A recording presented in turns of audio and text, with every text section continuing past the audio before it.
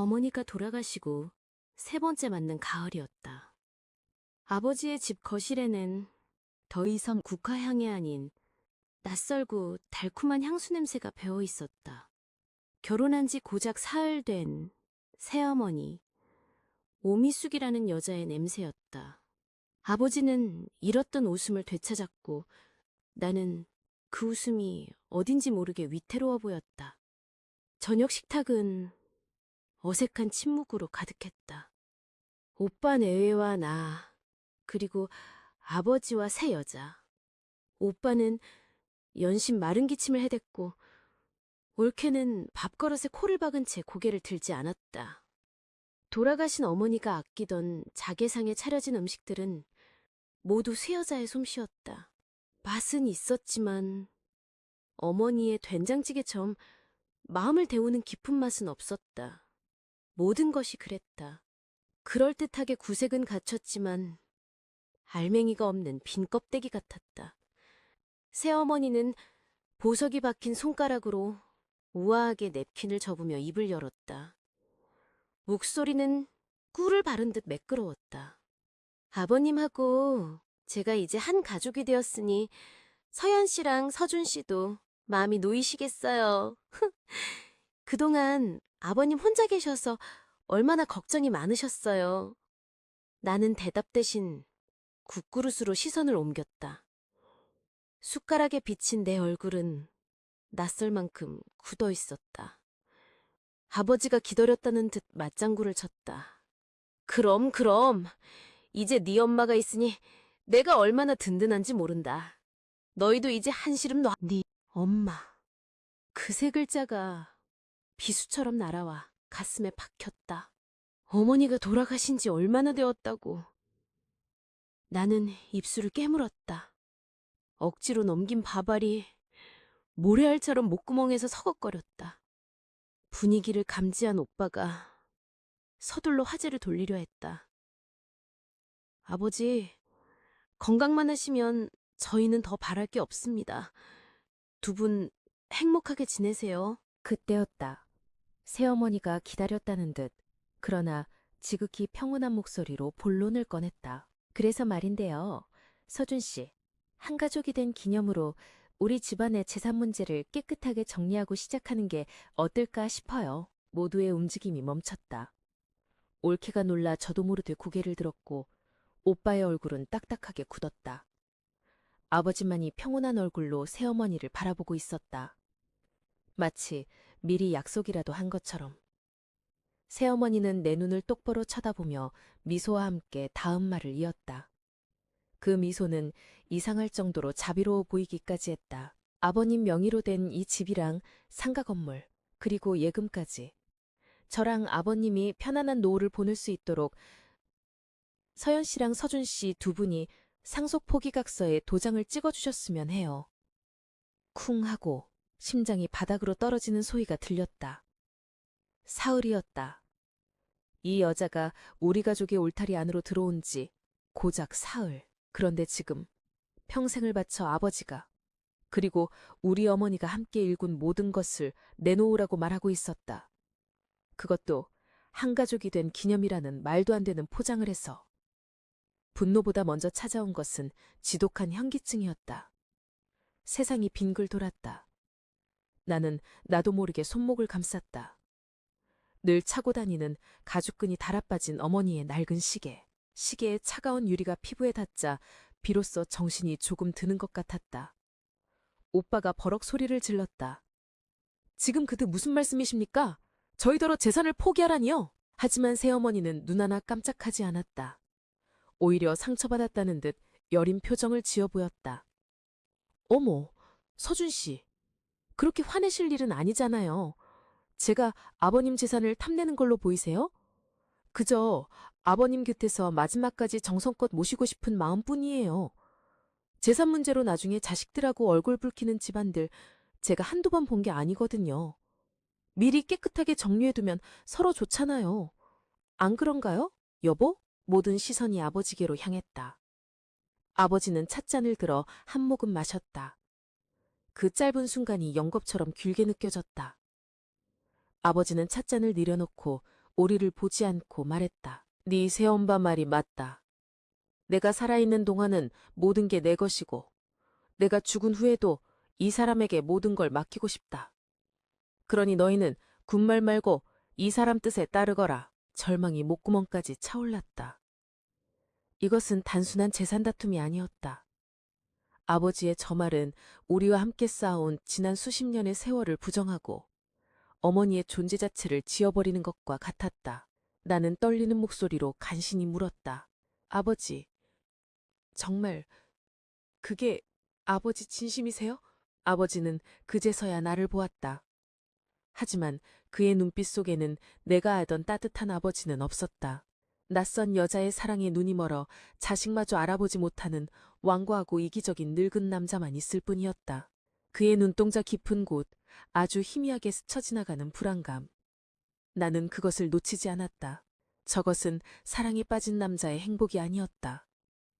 무언가에 쫓기는 사람의 초조함, 혹은 무언가를 감추려는 자의 두려움이었다. 이 여자는 대체 누구일까? 단순한 탐욕을 넘어 아버지의 어떤 약점이라도 쥐고 있는 걸까? 차가운 책임감이 등줄기를 타고 흘렀다. 아무도 이 집을, 어머니의 흔적을 지킬 수 없다면 내가 해야만 한다. 나는 수저를 조용히 내려놓았다. 섬뜩한 소리가 식탁의 정적을 갈랐다. 다음 날 저녁 나는 일부러 오빠 내외가 돌아간 뒤 아버지의 서재를 찾았다. 낡은 책 냄새와 희미한 묵향, 그리고 아버지 특유의 채취가 섞여 마음을 가라앉히는 공간이었다. 하지만 오늘은 그 익숙한 냄새 위에 새어머니의 라일락 향수가 기름처럼 떠다니고 있었다. 아버지는 돋보기를 쓴 채 신문을 읽고 있었다. 내가 들어서는 기척에도 그는 눈길 한 번 주지 않았다. 서재의 공기는 납처럼 무거웠다. 나는 일부러 마른 기침을 하며 아버지의 책상 앞으로 다가섰다. 아버지, 어제 하신 말씀 말인데요? 아버지는 신문을 넘기는 손을 멈추지 않은 채 대꾸했다. 이미 끝난 이야기다. 더할 말 없다. 차가운 거절이었지만 물러설 수 없었다. 나는 책상 모서리를 꾹 잡았다. 손바닥에 단단하고 차가운 감촉이 전해졌다. 끝나지 않았어요. 아버지, 제정신이세요? 어떻게 만난 지 몇 달 되지도 않은 여자에게 평생 모은 재산을 다 넘기겠다는 말씀을 그렇게 쉽게 하세요? 그 여자가 어떤 사람인 줄 아시고... 쾅! 아버지가 신문을 책상 위로 내리쳤다. 돋보기가 바닥으로 떨어져 둔탁한 소리를 냈다. 이것이 어디서 애비한테 훈계질이야? 네가 뭘 안다고 그 사람을 함부로 말해? 그 사람은 네 죽은 어미 빈자리를 채워주러 온 귀한 사람이다. 오히려 네가 고마워해야 할 일이야. 죽은 어미. 아버지의 입에서 나온 그 말이 심장을 후벼 팠다. 아버지에게 어머니는 이제 그저 죽은 어미일 뿐인가? 억장이 무너지는 기분이었다. 눈물이 핑 돌았지만 여기서 울면 지는 것이다. 나는 목소리에 힘을 주어 말했다. 어머니 빈자리는 그 누구도 채울 수 없어요. 아버지가 외로우신 건 알겠지만 이건 아니에요. 그 여자는 아버지를 사랑하는 게 아니라 아버지 돈을 보고 접근한 거예요. 왜 그걸 모르세요? 내 절규에 가까운 외침에도 아버지는 꿈쩍도 하지 않았다. 오히려 나를 한심하다는 듯 쳐다보았다. 그의 눈빛은 너는 절대 이해하지 못할 것이다 라고 말하고 있었다.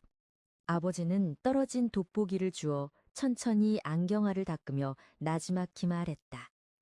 그 목소리는 분노가 가라앉은 뒤에 섬뜩한 냉정을 담고 있었다. 네 어미가 죽고 지난 3년 동안 너희가 내 외로움을 한 번이라도 들여다본 적 있더냐? 명절이나 생일 때 찾아와 용돈 몇 푼 쥐어주고 비싼 선물 사다 주는 게 효도인 줄 알았지. 나는 사람이 그리웠다. 내 말을 들어주고 내 아픈 등을 쓸어줄 사람이 필요했어. 그 사람은 내게 그런 존재다. 너희가 해주지 못한 걸 그 사람이 해주고 있단 말이다. 아버지의 말은 날카로운 유리 조각이 되어 가슴에 박혔다. 틀린 말이 아니었기에 더 아팠다. 하지만 그것이 이 비상식적인 상황을 정당화할 수는 없었다.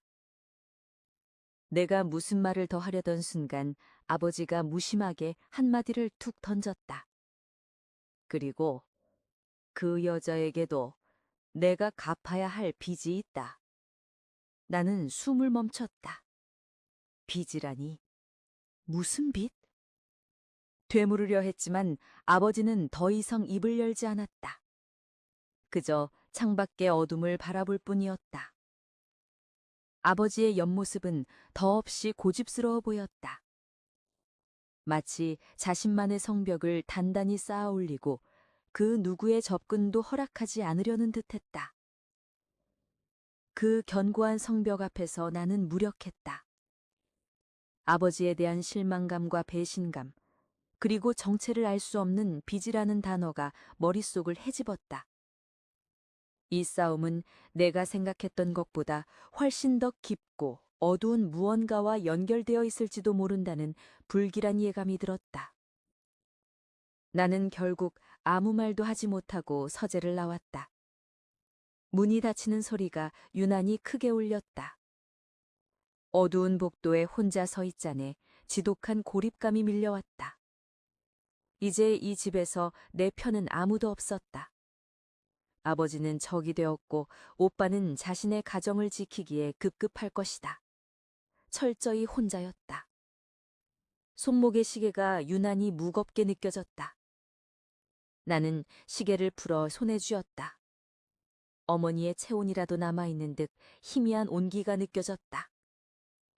그래, 나는 혼자가 아니다. 어머니가 평생을 바쳐 지킨 이 집을 저 정체 모를 여자에게 넘겨줄 수는 없다. 누구도 믿지 않고 누구에게도 의지하지 않고 오직 나 혼자서라도 싸워야 한다. 비장한 각오가 차가운 분노 위로 서리처럼 내려앉았다. 그날 이후 나는 보이지 않는 전쟁을 시작했다. 낮에는 회사 일을 하고 밤에는 노트북을 켜고 오미숙이라는 이름 석자를 파고들었다. 인터넷 검색, SNS, 동창회 사이트까지. 하지만 그녀는 유령처럼 흔적을 남기지 않았다. 이름과 나이, 출신지라고 말했던 몇 가지 정보는 모두 거짓이거나 동명이인의 것이었다. 그녀는 자신의 과거를 완벽하게 지워버린 여자였다. 며칠 밤을 새우대시피 했지만 알아낸 것은 아무것도 없었다. 절망감이 스멀스멀 피어올랐다.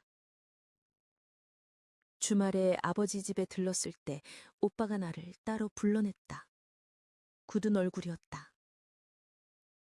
서연아, 너 요즘 아버지 뒤 캐고 다닌다며? 나는 대답하지 않았다. 오빠는 한숨을 쉬며 말했다. 그만해라. 아버지가 알면 노발대발 하실 거다. 어차피 아버지 고집 꺾을 수 있는 사람 없어.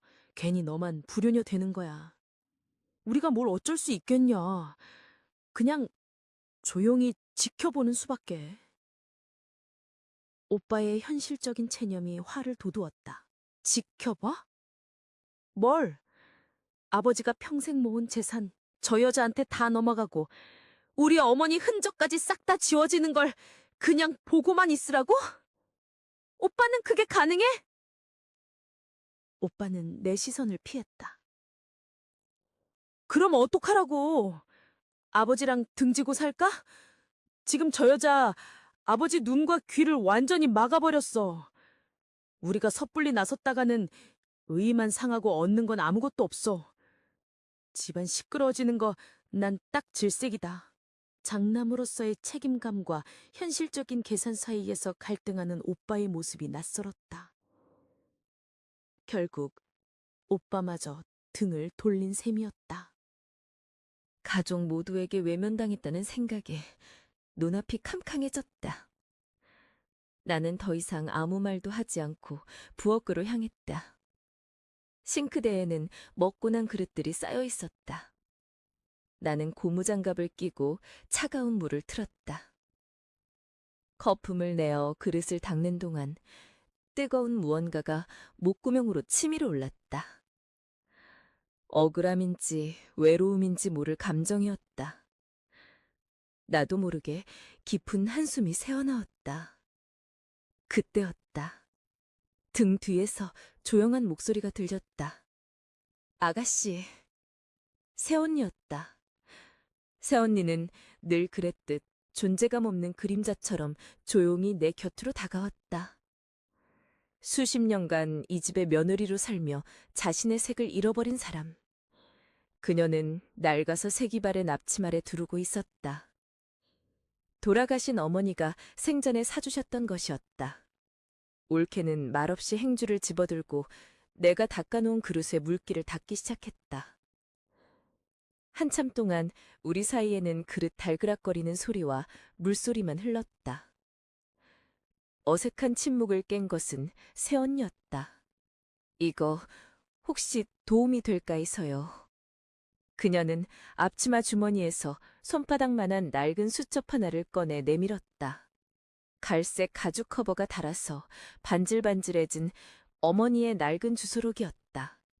어머님이 돌아가시기 전에 물건들 정리하시면서 이걸 꼭 태워버리라고 하셨는데 차마 그럴 수가 없어서 제가 가지고 있었어요. 나는 의아한 얼굴로 주소록을 받아들였다. 한 장 한 장 넘기자 꾹꾹 눌러 쓴 어머니의 단정한 글씨체가 빼곡했다. 지금은 연락이 끊긴 먼 친척들의 이름과 지금은 사라진 옛날 주소들이 적혀 있었다. 이게 왜 도움이 된다는 걸까? 고개를 들자 새언니가 내 눈을 똑바로 보며 나지막히 말했다. 그 초연한 표정 속에 무언가 단단한 심지가 박혀 있는 듯했다. 어머님이 유독 싫어하던 이름이 하나 있어요. 전화번호 옆에 빨간 줄을 2번이나 그어 놓으셨죠. 그 이름 한번 찾아보세요. 올케는 그 말만 남기고 다시 그릇을 닦는 데 집중했다. 더 이상 묻지 않았다. 그녀의 침묵이 수만 마디의 말보다 더 큰 의미를 담고 있음을 알 수 있었다. 수십 년간 시어머니를 모시며 속으로 사귀어왔을 그 깊은 마음. 며느리로서 겪어왔을 서러움과 체념이 그 한마디에 음축되어 있었다. 그녀는 남편인 오빠처럼 나를 만류하지도 그렇다고 전면에 나서서 돕지도 않았다. 그저 이 집안의 여자로서 돌아가신 어머니의 마음을 헤아려 내가 가야 할 길에 작은 등불 하나를 조용히 건네준 것이다. 나는 젖은 손을 앞치마에 닿고 주소록을 넘겼다. 그리고 마침내 빨간 줄이 2개 그어진 그 이름을 발견했다. 오미선. 새어머니의 이름 오미숙과 딱 한 글자 다른 이름이었다. 심장이 세차게 뛰기 시작했다. 어머니가 남긴 주소록 속에 오미선이라는 이름. 그것은 유일한 단서이자 희미한 등불이었다. 주소록에 적힌 낡은 주소는 이미 재개발로 사라진 지 오래였지만 전화번호는 다행히 결번이 아니었다. 수화기 너머에서는 한참 만에야 힘없는 할머니의 목소리가 들려왔다. 나는 조심스럽게 오미선이라는 사람에 대해 물었다. 할머니는 한참을 망설이다 수십 년 전 그 동네에 살았던 자매에 대한 이야기를 꺼냈다. 언니는 오미선, 동생은 오미숙. 동생 쪽이 유독 야심이 많고 돈 욕심이 대단했다는 것. 그리고 언니의 남편을 유혹해 돈을 뜯어내려다 동네에서 쫓겨나듯 사라졌다는 흉흉한 소문까지. 심장이 철렁 내려앉았다. 새어머니 오미숙의 과거와 어머니가 그 이름을 증오했던 이유가 퍼즐 조각처럼 맞춰지는 순간이었다. 나는 할머니가 알려준 새로운 단서를 가지고 사설 탐정을 고용했다. 오빠에게는 비밀이었다. 며칠 후 탐정에게서 연락이 왔다. 오미숙은 과거에도 비슷한 수법으로 여러 명의 노인에게 접근해 재산을 가로챈 전적이 있는 전문 사기꾼이었다. 결혼과 이혼을 반복하며 이름을 바꾸고 주소지를 옮겨 다녔기에 그동안 잡히지 않은 것이었다. 탐정이 보내온 자료들을 컴퓨터 화면으로 확인하는 내내 온몸에 소름이 돋았다. 생각보다 훨씬 더 치밀하고 악랄한 범죄의 실체 앞에서 섬뜩한 공포가 밀려왔다. 이것은 단순히 아버지의 재산을 노리는 수준이 아니었다. 한 사람의 인생을 송두리째 파괴하는 악마의 소행이었다. 나는 증거 자료들을 출력해 오빠를 찾아갔다. 오빠는 처음에는 믿지 못하겠다는 듯 서류를 뒤적였다. 하지만 오미숙의 과거 행적과 피해자들의 증언이 담긴 기록들을 읽어내려 갈수록 그의 얼굴은 하얗게 질려갔다. 이게 다 사실이라고? 그래, 우리가 상대하는 여자는 보통 내기가 아니야. 전문 사기꾼이라고. 오빠는 한참 동안 말이 없었다. 그저 마른 입술만 축일 뿐이었다. 나를 의심하고 만류한 미안함과 아버지에 대한 걱정과 눈앞의 진실에 대한 충격이 그의 얼굴에 고스란히 드러났다. 내가 옳았다는 안도감도 잠시 나는 이 사실을 아버지께 어떻게 알려야 할지 막막하기만 했다.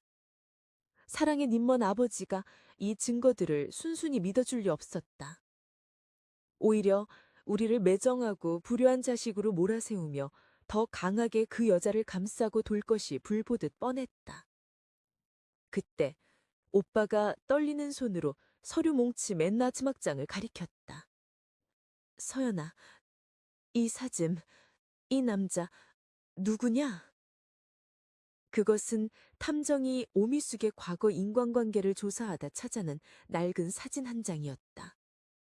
한 야유에서 찍은 듯한 단체 사진이었는데 오빠는 그중 한 부분을 확대한 사진을 보고 있었다. 사진 속에는 지금보다 훨씬 젊었지만 분명한 오미숙의 얼굴과 그녀의 어깨에 다정하게 팔을 두른 한 남자가 환하게 웃고 있었다.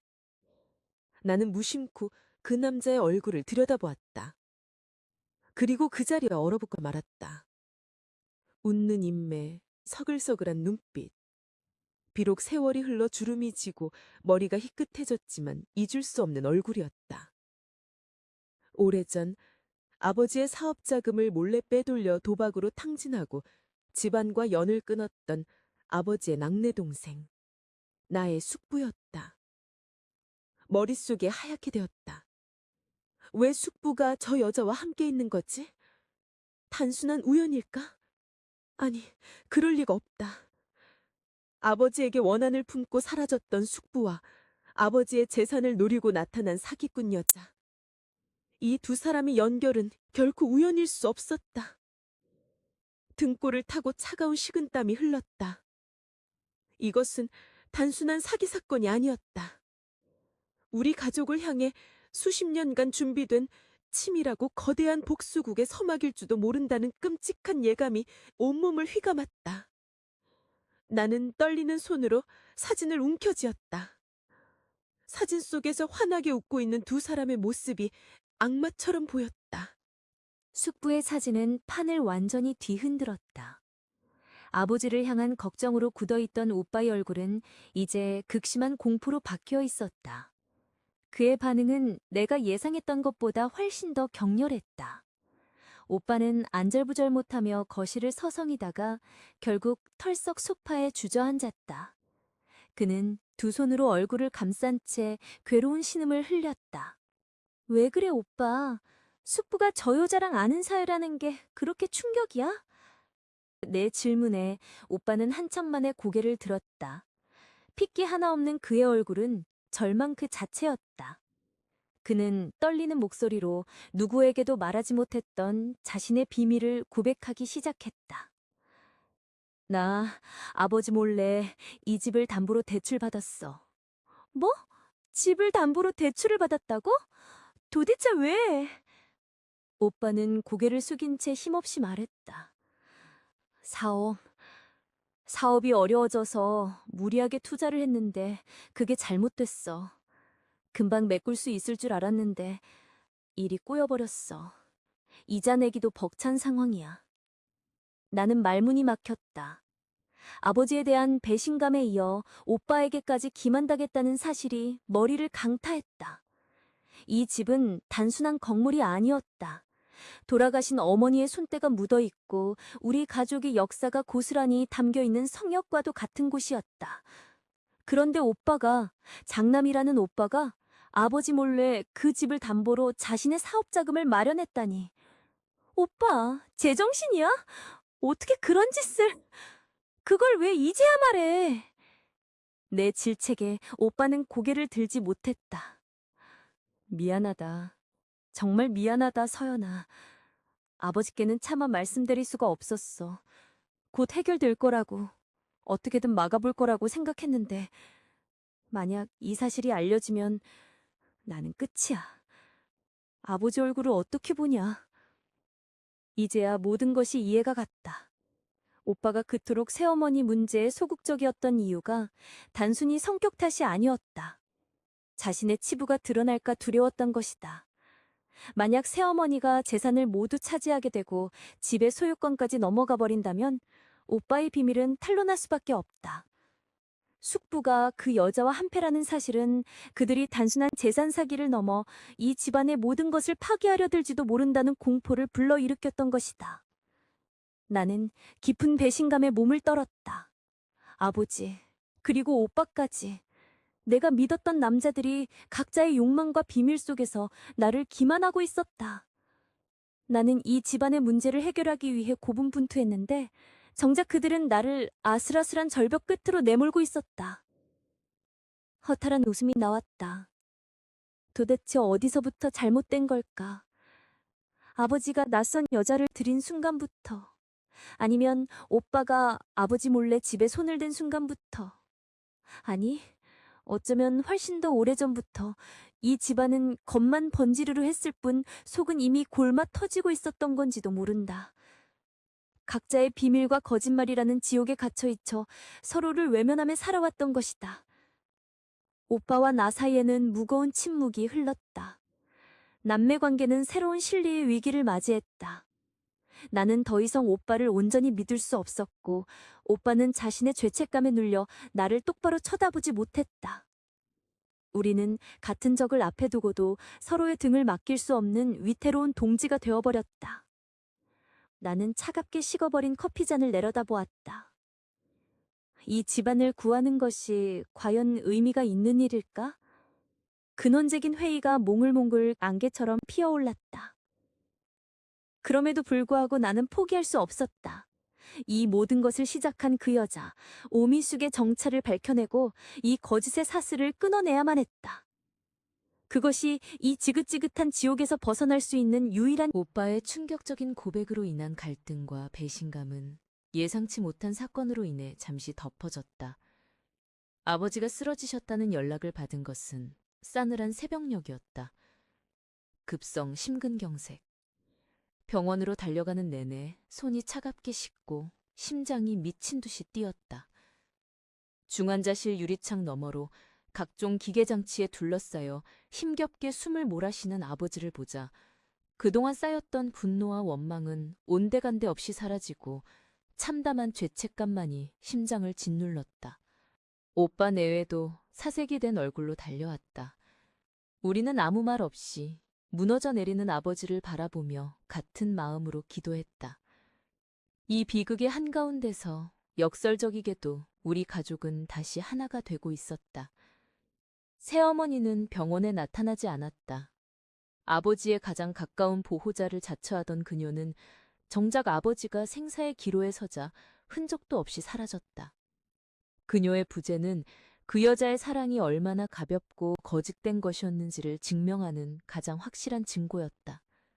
며칠 후 아버지는 다행히 고비를 넘기고 일반 병실로 옮겨졌다. 하지만 의식은 여전히 희미했고 예전에 강건했던 모습은 찾아볼 수 없었다.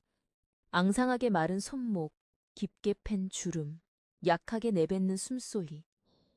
나는 앙상한 아버지의 손을 잡았다. 아버지를 향했던 분노는 어느새 깊은 연민으로 바뀌어 있었다. 어쩌면 아버지의 그 선택은 죽음을 앞둔 한 남자의 마지막 발버둥이었을지도 모른다는 생각이 들었다. 외로움이라는 깊은 병을 앓던 아버지가 지푸라기라도 잡는 심정으로 기댔던 것이 하필이면 독이 든 동아줄이었을 뻔이라고. 아버지의 옷가지를 챙기러 잠시 집에 들렀다. 새어머니의 흔적은 이미 말끔히 사라져 있었다. 마치 처음부터 존재하지 않았던 사람처럼. 아버지의 방 서랍장을 열자 맨 안쪽에 자물쇠로 잠긴 낡은 나무 상자가 눈에 띄었다. 어머니의 유품함이었다. 어머니가 돌아가신 후 아버지가 한 번도 열지 않으셨던 어머니의 시간이 담긴 상자.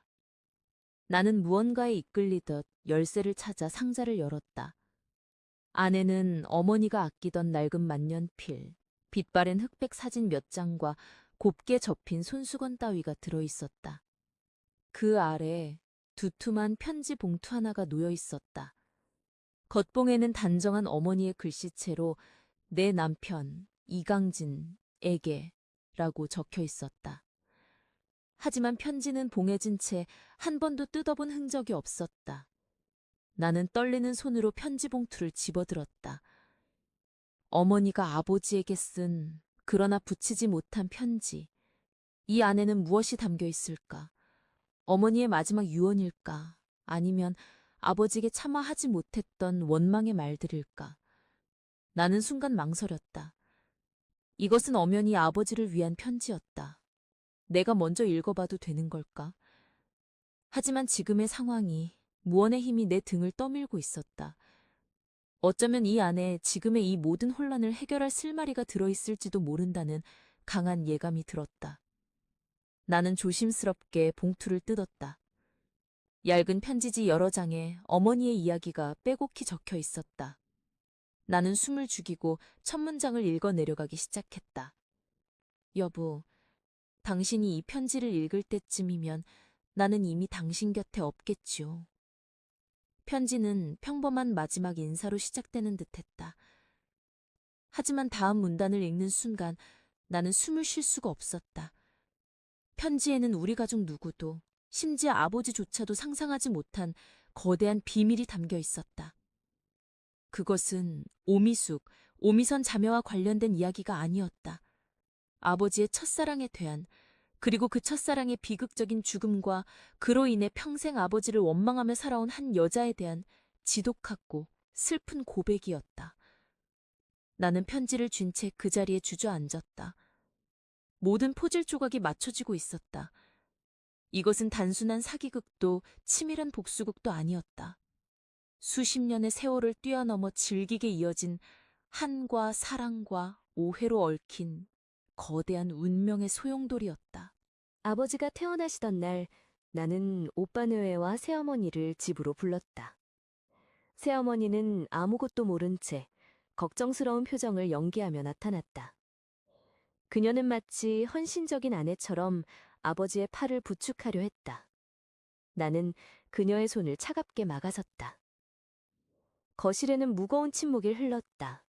나는 모두가 보는 앞에서 어머니가 남긴 편지를 꺼내들었다. 이건 어머니가 돌아가시기 전 아버지께 남기신 편지입니다. 그리고 여기에는 오미숙 씨가 왜 우리 아버지에게 접근했는지 그 모든 이유가 담겨 있습니다. 새어머니의 얼굴이 순간 굳어지는 것을 나는 놓치지 않았다. 나는 편지를 천천히 읽어내려가기 시작했다. 편지의 내용은 충격적이었다. 젊은 시절 아버지에게는 정혼을 약속한 첫사랑이 있었다. 그녀는 바로 새어머니, 오미숙의 친언니였다. 하지만 아버지는 집안의 반대로 그녀와 헤어지고 어머니와 결혼했다. 충격을 받은 그녀는 얼마 뒤 스스로 목숨을 끊었고 동생이었던 오미숙은 언니의 죽음이 모두 아버지 때문이라 믿으며 평생을 복수심에 살았던 것이다. 어머니는 이 모든 사실을 알고 있었지만 아버지의 상처를 건드리고 싶지 않아 평생을 가슴에 묻고 살았던 것이다. 오미숙이 갚아야 할 빚이 있다고 했던 아버지의 말은 그녀의 언니에 대한 마음의 빚을 의미했던 것이다. 당신은 처음부터 아버지를 사랑한 게 아니었어. 돈을 노린 사기꾼인 척 접근했지만 진짜 목적은 돈이 아니었지. 당신 언니의 복수를 위해 우리 가족을, 특히 내 아버지를 가장 비참한 방식으로 무너뜨리고 싶었던 거야. 사랑을 믿게 한 뒤 모든 것을 빼앗고 자식들에게까지 버림받게 만들어서 철저히 고독 속에서 죽어가게 만들고 싶었던 거지. 내 말이 끝나자 새어머니의 얼굴에서 상냥하고 교양 있던 가면이 산산조각나며 떨어져 나갔다. 그녀는 경멸과 증오가 뒤섞인 눈으로 아버지를 쏘아보며 악에 바친 소리를 질렀다. 그래, 네 말이 맞아. 나는 저 남자를 파멸시키기 위해 내 인생 전부를 걸었어. 우리 언니는 저 남자 때문에 평생을 울다가 죽었어. 그런데 저 남자는 모든 걸 잊고 네 엄마랑 자식 낳고 너무나 행복하게 살더군. 공평하지 않잖아. 내 언니의 인생을 앗아간 대가를 치르게 해주고 싶었을 뿐이야. 모든 진실 앞에 아버지는 망연자실한 표정으로 주저앉았다. 평생을 짓눌러왔던 죄책감과 뒤늦게 알게 된 진실의 무게가 늙은 아버지를 완전히 무너뜨렸다. 아버지는 떨리는 손으로 새어머니를 가리키며 힘겹게 입을 열었다. 나가. 당장 내 집에서 나가. 그것은 파국이었다. 수십 년간 이어진 원한과 복수극의 허무한 결말이었다. 새어머니는 마지막까지 저주의 말을 퍼부으며 집을 나갔다. 쾅 하고 현관문이 닫히는 소리와 함께 길고 길었던 싸움이 끝났다. 하지만 내게는 승리감 대신 깊은 허무와 슬픔만이 남았다. 산산조각난 아버지의 마음과 무너져 내린 가족의 모습. 나는 이기기 위해 싸웠지만 결국 우리 모두는 이 싸움의 패배자였다. 텅 빈 거실에는 우리 세 사람의 무거운 침묵과 창밖에서 불어오는 차가운 겨울바람 소리만이 가득했다. 나는 손목에 채워진 어머니의 낡은 시계를 내려다보았다. 시계는 멈춤 없이 제 시간을 가리키고 있었다. 그래, 시간은 멈추지 않는다. 비록 모든 것이 부서지고 폐허만 남았지만 이곳에서부터 우리의 시간을 다시 시작해야만 했다. 새어머니가 떠난 집은 마치 폭풍이 핥히고 간 폐허 같았다. 텅 빈 공간은 어색한 침묵과 서로를 향한 미안함, 그리고 차마 말로 표현할 수 없는 복잡한 감정들로 채워졌다. 아버지는 그날 이후 급격히 쇠약해지셨다. 방에 틀어박혀 식사도 거르기 일쑤였다. 평생의 자부심과 권위로 단단했던 아버지의 등이 한없이 작고 위태로워 보였다. 나는 그런 아버지를 원망하는 대신 묵묵히 죽을 끓여 방으로 가져다 드렸다. 숟가락을 들 힘조차 없는 아버지를 위해 나는 어린아이에게 하듯 천천히 죽을 떠먹여 드렸다. 아버지는 아무 말 없이 내가 주는 죽을 받아 드셨다. 그의 눈가에 맺힌 물기는 후회일까 아니면 고마움일까? 우리는 아무 말도 하지 않았지만 그 순간만큼은 서로의 마음을 온전히 느끼고 있었다. 나는 비로소 나를 짓누르던 무거운 책임감을 내려놓고 한 명의 딸로서 아버지를 마주볼 수 있었다. 오빠도 변했다. 자신의 잘못을 고백한 이후 오빠는 집안의 굳은 일을 도맡아 하기 시작했다. 주말마다 찾아와 묵묵히 집안 구석구석을 수리하고 아버지의 말벗이 되어드렸다. 올케는 그런 오빠의 옆에서 조용히 과일을 깎았다. 어느 날 저녁 식탁에 마주 앉은 우리 가족은 처음으로 각자의 상처와 비밀을 공유했다. 오빠는 자신의 사업 실패와 아버지 몰래 집을 담보 잡았던 일에 대해 정식으로 용서를 구했다. 아버지는 오빠의 어깨를 두드리며 다 내 잘못이다 라며 오히려 아들을 위로했다. 나는 그동안 혼자서 모든 짐을 짊어지려 했던 내 어리석음을 고백했다. 서툴고 어색했지만 그것은 분명한 화해의 첫걸음이었다. 무너진 집의 주춧돌을 우리가 함께 다시 쌓아 올리기 시작한 것이다. 그렇게 몇 달의 시간이 흘렀다. 계절이 바뀌고 아버지의 집 거실에는 다시 희미하게나마 웃음소리가 들리기 시작했다. 아버지는 아직 예전의 기력을 되찾지는 못하셨지만 이제는 스스로 산책을 나설 만큼은 회복하셨다. 위태로웠던 모든 것이 조금씩 제자리를 찾아가는 듯했다. 그러던 어느 봄날 오후 집으로 발신인 불명의 작은 소포 하나가 배달되었다. 뜯어보니 안에는 아무런 편지나 메모도 없이 낡은 사진 한 장만이 덩그러니 들어있었다. 나는 무심코 사진을 뒤집었다. 그리고 그 자리에 얼어붙고 말았다. 빛바랜 흑백 사진 속에는 앳된 얼굴의 두 여자가 다정하게 어깨동무를 한 채 환하게 묻고 있었다. 한 명은 젊은 시절의 우리 어머니였고 다른 한 명은 내가 그토록 증오했던 새어머니 오미숙이었다. 두 사람은 원수지간이 아니라 마치 세상에서 가장 친한 친구처럼 행복해 보였다. 머릿속이 하얘졌다. 이게 어떻게 된 일이지? 어머니의 편지에도 없던 이야기. 어머니는 왜 자신과 오미숙이 이렇게 가까운 사이였다는 사실을 숨겼던 걸까? 새 어머니의 복수는 단순히 언니의 죽음 때문만이 아니었던 걸까? 어쩌면 이 모든 비극의 진짜 시작은 내가 알고 있는 것보다 훨씬 더 깊고 어두운 곳에 뿌리를 내리고 있었던 것은 아닐까? 손목의 시계가 째깍거리며 흘러가는 소리가 유난히 크게 들렸다. 끝났다고 생각했던 모든 것이 실은 이제 막 시작되었을 뿐임을 암시하는 불길한 소리였다. 사진 속 행복하게 웃고 있는 두 여자의 모습 위로 길고 어두운 그림자가 드리워지고 있었다. 오늘의 이야기를 끝까지 시청해 주셔서 감사합니다. 여러분은 이 사연을 보시고 어떤 생각이 드셨나요? 비슷한 경험이나 응원의 말씀을 댓글로 나눠주세요. 여러분의 댓글은 큰 위로가 됩니다. 계속해서 좋은 사연을 만들 수 있도록 구독과 좋아요도 부탁드립니다. 다음에도 가슴 따뜻한 이야기로 찾아뵙겠습니다. 감사합니다.